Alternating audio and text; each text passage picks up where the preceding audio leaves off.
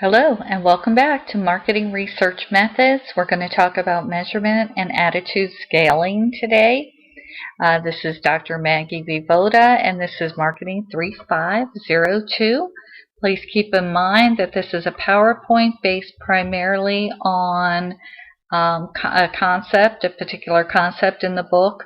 So please make sure you read the chapters that are required in the textbook to augment this presentation. When you are conducting research, if you ask a sensitive question, you're going to get a sensitive answer. So survey researchers believe that the responses that people give are valid, they're genuine, and they're real. So care must be taken with very sensitive questions.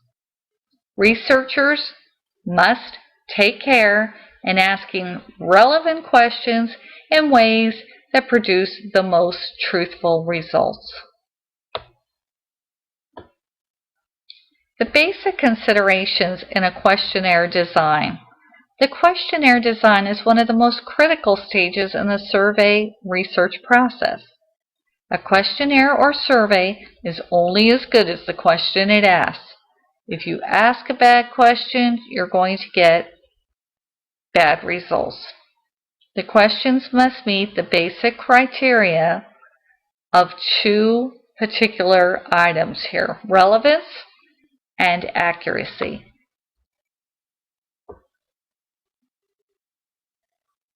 Here are some decisions you have to make regarding the questionnaire design. 1. What should be asked? 2. How should each question be phrased? 3. In what sequence should the questions be arranged? 4. What questionnaire layout will best serve the research objectives?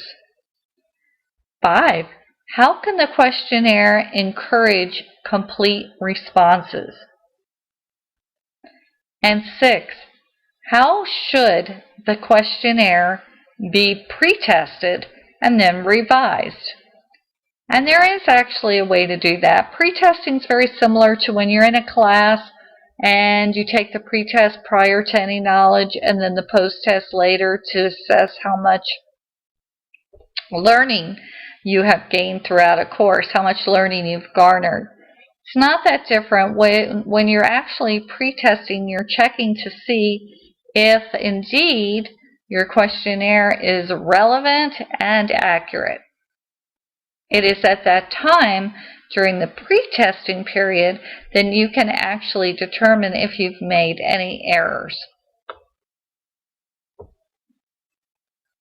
What should be asked? Questionnaire relevancy. All information collected should address a research question in helping the decision maker in solving the current marketing problem. Questionnaire accuracy. The information is valid. It faithfully represents reality. Questionnaires should use simple, understandable, unbiased, unambiguous, and non-irritating words.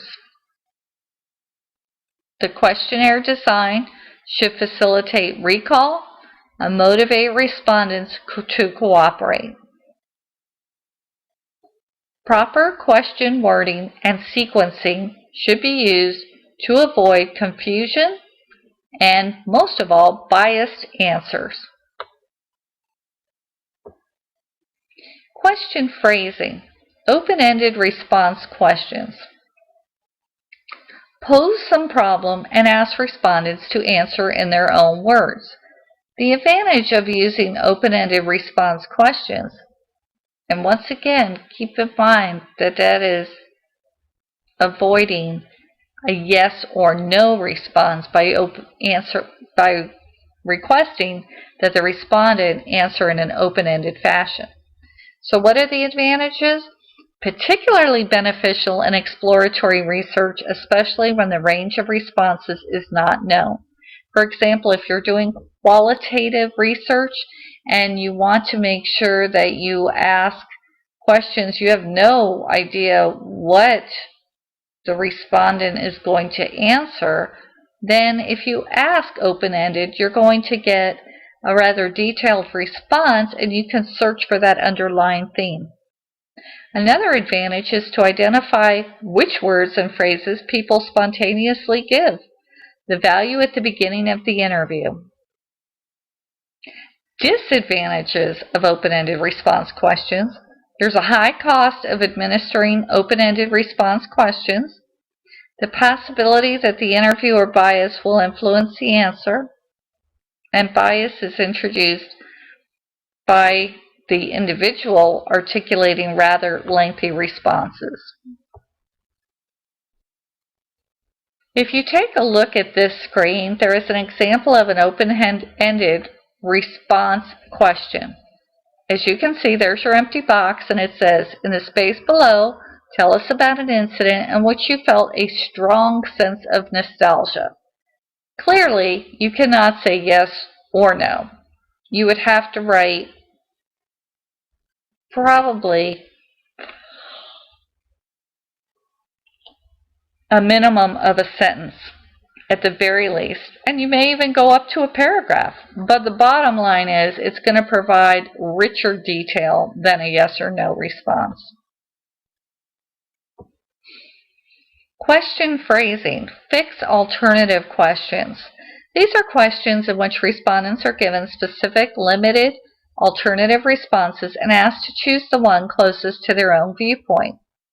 Advantages include the fact that fixed alternative questions require less interviewer skills, take less time to answer, are easier for the respondent to answer, and provides comparability of answers. Disadvantages include the research is unaware of potential responses, the tendency of responses to choose more prestigious or socially acceptable alternative. Here we have an example of a fixed alternative question.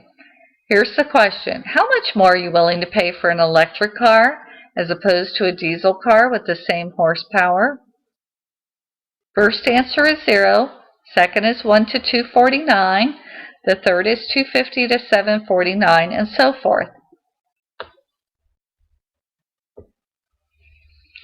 The types of fixed alternative questions include simple dichotomy or dichotomous alternative question.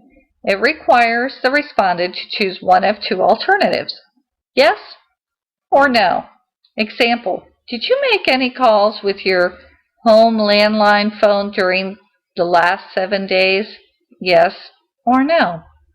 Multiple choice questions requires the respondent to choose one response from among multiple alternatives, such as A, B, or C. And you can take a look on the screen and see an example there as well. So once again, to review the types of fixed alternative questions, simple dichotomy question requires the respondent to choose yes or no. Multiple choice, the respondent has several choices. And think of this in the same way as when you complete an exam. Now, here is our last slide, and this is where we're talking about the types of fixed alternative questions. This one is called a frequency determination question. It asks for an answer about general frequency of occurrence. In essence, often, occasionally, or never. You know, how often do you drive your car? Occasionally, often, never. Okay? So basically, it's narrowing down the questions that are asked and kind of giving the individual a sense of how frequently an action takes place.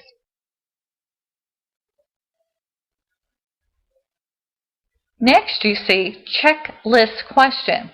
It allows the respondent to provide multiple answers to a single question by checking off an item. For example, which newspapers do you read? Wall Street Journal, the Orlando Sentinel, the Hollywood Sentinel, and so forth.